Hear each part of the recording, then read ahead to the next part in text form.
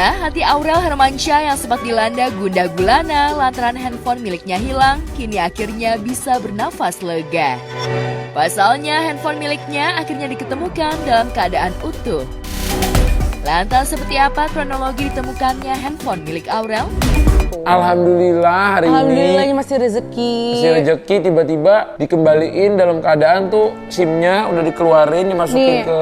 Itulah kenapa aku bilang waktu itu siapa yang bisa nemuin handphone, aku bikin di story. Sama yang bisa nemuin handphone, dikasih hadiah, tiba-tiba itu akhirnya pagi-pagi jam subuh deh. Akhirnya ada yang bantuin kita untuk nge-track handphone ini. Sempet lah handphone itu ada di mana ya? Kebun jeruk. Kebun jeruk ya. Sampai akhirnya, Aulia tuh nyamperin ke kebun jeruk, ternyata pas sama dicek tim-tim lain yang iya. istilahnya yang bisa nyari lah cowok-cowok gitu ya. Jadi kita pada nyari ke sono. Ternyata itu tuh sekolah dan di sampingnya tuh ada kali. Iya kan ada kali. Nyusurin kali Iya. juga. Nyusurin kali juga. Jadi pas HP-nya hilang itu aku ke Kak Desti, setelah itu dikabarin titiknya itu ada di kebun jeruk. Langsung saya sama Pak Agam langsung ke kebun jeruk itu, langsung nyari, ternyata itu titiknya di kuburan gitu Mams. Jadi kuburan, terus ini kali, ini SD. Di sekolah kan iya, ya? Sekolah.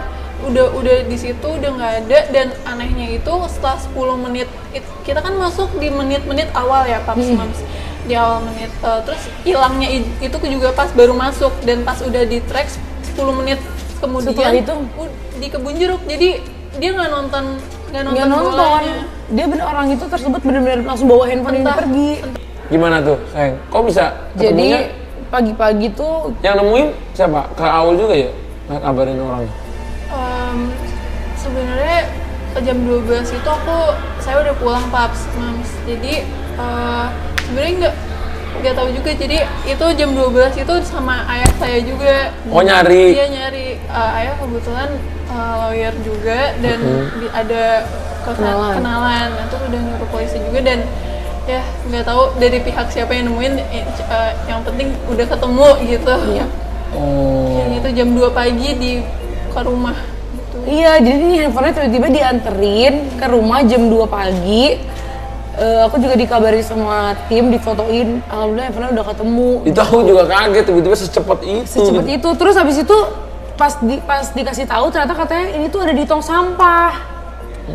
Terus pas aku, nah udah dong karena aku tahu handphonenya di tong sampah, akhirnya casing semuanya aku buang. Terus pas aku buka gitu, nomor handphonenya tuh udah nggak di dalam handphone. Nomornya tuh di luar.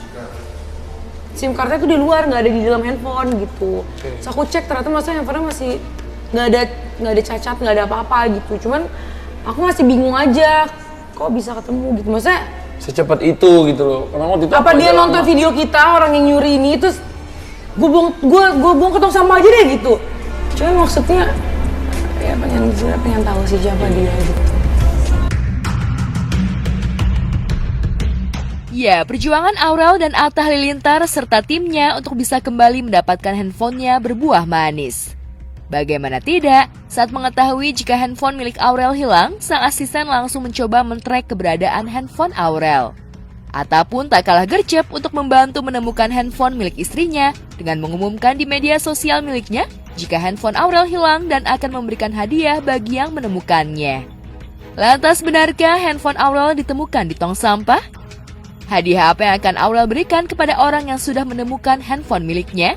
Nah tapi kembali lagi, karena waktu itu saya pakai Find My iPhone itu kan. Iya. Terus saya tulis, handphone ini pas hidup saya udah tahu posisinya di mana. Jadi kan sama dia selalu dimatiin kan. Cuman kan pas hidup tuh langsung tahu, itulah kehebatannya kan. Pas hidup bunyi, teng, ada tulisannya, saya masukin di sini. Mau mendingan ada yang nyari handphone ini apa kamu kembaliin, ke alamatnya bener-bener dikembaliin. Terus aku malah mau nanya, kamu kirim aja misalnya rekening atau apa gitu, nanti kita bantu gitu kirim. Ya maksudnya aku perlu datanya, mudah-mudahan nanti aku bisa ngasih rezeki buat dia gitu. Tapi orangnya nggak mau ngirimin juga nomor rekeningnya. Aurel dan Atta tak menyangka jika handphone miliknya bisa ditemukan secepat itu. Pasalnya, Atta yang pernah memiliki pengalaman yang sama butuh waktu 1 bulan agar handphone miliknya bisa kembali. Kita tuh punya sosial media, sosmed yang memang harus selalu didokumentasiin. Kayak contohnya ada video-video apa yang selalu memang tim kita tuh yang videoin. Jadi pada hari H itu pas kita lagi mau nonton Timnas, handphone aku ini dipegang sama tim aku Aulia. Nah memang di saat itu tuh pas kita mau masuk, Aulia tuh lagi video-videoin karena emang butuh dokumentasi. Tadi kita mau bikin video day in my life gitu. Kayak nonton Timnas gitu buat TikTok, buat di video-video kita lah gitu. Kakak. Nah, cuman karena kemarin tuh rame banget kan. Terus habis itu kita tuh misah kebetulan kita nonton, aku sama Bang Atta dapat tiketnya yang apa, terus tim kita sebagian dapat beda gitu. Nah, jadi mereka pisah tuh sama kita. Nah, setelah pisah itu coba Aul boleh ceritain gitu, karena kemarin ini buat pelajaran ya, supaya teman-teman kalau lagi di keramaian benar-benar harus aware. Hati-hati, betul. Gitu, walaupun kadang-kadang kan kita mikir ini kan tiketnya VIP ya, kayaknya nggak mungkin gitu. Nah, Aul ngerasa waktu itu jatuh atau gimana? Nggak, jadi gini Mams, jadi ceritanya itu kan misah antara Mams sama aku kan. Nah aku udah tahu tuh dari situ, saya udah tahu kalau wah jauh nih, karena jalannya itu jauh Mams. Oh jalannya jauh? Ternyata itu Mams di sini, aku di sini. Oh jadi lumayan, pintunya beda iya, gitu ya? pintunya beda. Tapi sama anak-anak lain juga kan kayak? Iya sama Kak Eki ya? Eki dan lain-lain. Ada Pak Agam juga. Aku tuh di belakang, saya di belakang. Oke. Pak Agam sama Kak Eki di depan, mungkin lagi nyari akses ke Mams sama Paps juga, karena kan harus tigain. Habis itu masuk VIP, naik tangga itu masuk gate yang itu kan masuk itu Mams ada ke atas, ada ke bawah juga. Iya. Nah terus itu ramai banget Mams di situ. Tapi berarti kamu udah ngelewatin pintu pertama untuk masuk? Udah Gelang-gelang itu udah? Nggak pakai gelang Mams. Jadi kan cuma di scan doang. Tapi udah scan tiket, udah masuk? Udah. Berarti duduknya tuh di VIP. Sempat pupus harapan jika handphone tak bisa kembali, namun kini Aurel dan Atta merasa lega handphone miliknya yang berisi data-data penting sudah kembali di tangannya. Aurel pun bersyukur data-data yang berisi foto-foto pribadi dan pekerjaan masih dalam keadaan utuh. Lantas benarkah Aurel sempat menyalahkan asistennya lantaran handphonenya hilang?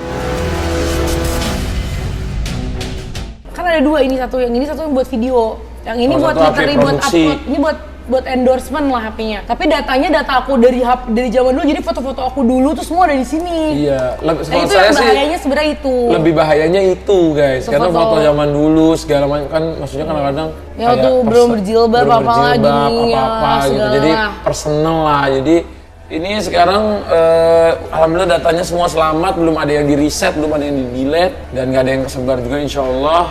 Amin. Semoga tidak ada ke depannya. Pokoknya jadi pelajaran buat kita semua dan lebih berhati-hati dan ke tempat keramaian, walaupun kadang-kadang itu kelihatannya aman atau apa, tapi tetap jaga banget lah personal barang-barang kita. Udah kira-kira gitu, semoga nanti nggak ada yang nanyanya nanti beritanya jadi kemana-mana atau apa, sampai orang gila-gila ngeri-ngeri pertanyaannya di sosmed gitu kan. Oke, thank you. Assalamualaikum.